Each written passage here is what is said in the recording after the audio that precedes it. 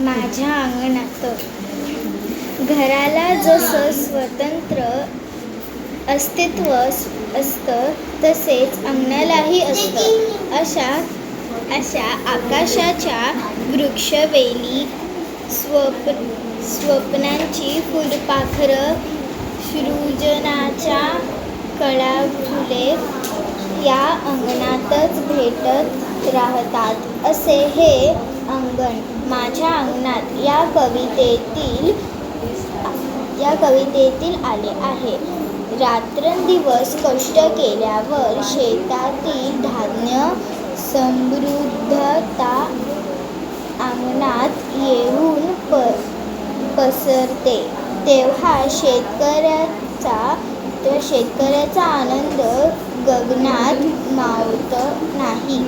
शेतकऱ्याच्या मनातील याच विविध भावनांचे वर्णन कवीने केले आहे.